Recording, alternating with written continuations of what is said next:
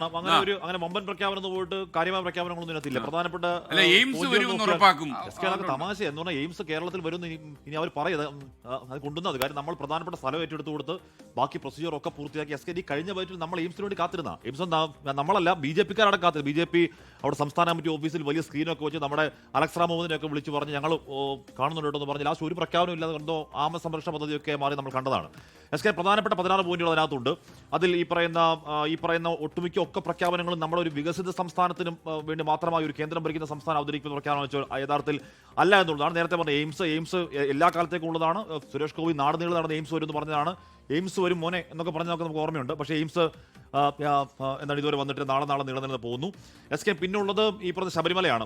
നമ്മൾ ശബരിമല BJP അവരുടെ പ്രചരണത്തിൽ നിന്ന് ഒഴിവാക്കി നിർത്തുമെന്ന് പറയുമ്പോഴും ശബരിമല CBI എൻക്വയറി SK അതിന് ഇവർ അധികാരത്തിൽ വരേണ്ട കാര്യമില്ല. അല്ലെങ്കിൽ തന്നെ ഇപ്പോൾ തന്നെ കേന്ദ്രത്തിന് താല്പര്യമുണ്ടെങ്കിൽ CBI എൻക്വയറി അതിലിടാവുന്നതേ ഉള്ളൂ. രണ്ടാമത്തെ കാര്യം we will protect Sabarimala by revamping Devaswom boards to increase participation of devotees. SK ശബരിമലയിലെ വികസനത്തിന്റെ പ്രധാന പ്രശ്നം അവിടുത്തെ ഭൂമി ലഭ്യതയും കേന്ദ്ര വന നിയമവും ബന്ധപ്പെട്ട പ്രശ്നങ്ങളൊക്കെയാണ്.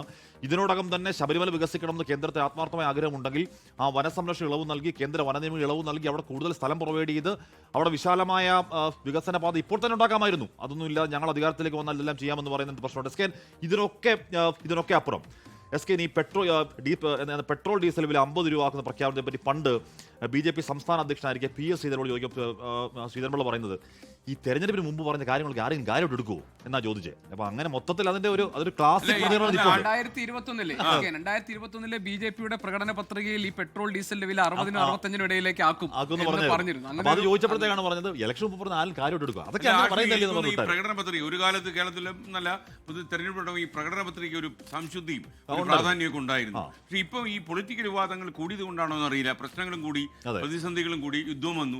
ഈ പ്രകടന പത്രിക ഇറക്കുന്നു എന്ന് പറയുന്നത് തന്നെ ഒരു വലിയ വാർത്തയായില്ല. പക്ഷേ നമ്മൾ ഈ പ്രകടന പത്രികയുടെ കാര്യം പറയുമ്പോഴും പക്ഷേ കേരളത്തിൽ ഒരു വ്യത്യസ്ത സാഹചര്യം കഴിഞ്ഞ 10 വർഷമായി ഉണ്ടാകുന്നുണ്ട്. പ്രകടന പത്രികയിലെ വാഗ്ദാനങ്ങൾ പൂർത്തിയാക്കിയതിന്റെ പ്രോഗ്രസ് കാർഡാണ് LDF സർക്കാർ വർഷാവർഷം ഇറക്കുന്നത്. അപ്പോൾ അങ്ങനെ ഒരു മാറ്റം ഇപ്പോൾ SK പറഞ്ഞതുപോലെ പ്രകടന പത്രിക ഒരു ചടങ്ങായി മാറുന്ന കാലത്തും പക്ഷേ അങ്ങനെ അല്ലാത്തൊരു ഇടപെടൽ ഇവിടെ കാണുന്നുണ്ട്. അപ്പോൾ പ്രകടന പത്രികയ്ക്ക് അങ്ങനെ ഒരു പ്രാധാന്യം ഉണ്ടെന്ന് തോന്നുന്നു. പിന്നെ ഈ എയിംസുമായി ബന്ധപ്പെട്ട് BJP വന്നാൽ അവർ നടപ്പിലാക്കാൻ പോകുന്ന കാര്യങ്ങളാണല്ലോ പ്രകടന പത്രിക. അപ്പോൾ എയിംസും പ്രകടന പത്രികയിലേക്ക് ചുരുങ്ങേണ്ടതാണ് എന്നുള്ള സംശയമുണ്ട്. എയിംസുമായി ബന്ധപ്പെട്ട് തെറ്റിദ്ധരിപ്പിക്കുന്ന ഒരുപാട് നിലപാടുകൾ പല നേതാക്കൾ പല ഘട്ടത്തിൽ എടുത്തിട്ടുണ്ട്. അവസാനം കോടതിയിൽ പോയതിന്റെ വാസ്തവം പറയേണ്ടി വന്നു. കേരളം ഭൂമി ഏറ്റെടുത്ത് കൊടുത്തിട്ടുണ്ടല്ലോ എന്ന് കോടതിക്ക് തന്നെ ചോദിക്കേണ്ടി വന്നിട്ടുണ്ട്. അപ്പോൾ അധികാരത്തിൽ വന്നാൽ എയിംസ് എന്ന് ഇപ്പോഴും പറയുന്നുണ്ട്. അപ്പോൾ വന്നില്ലെങ്കിലോ എന്നുള്ള ചോദ്യം.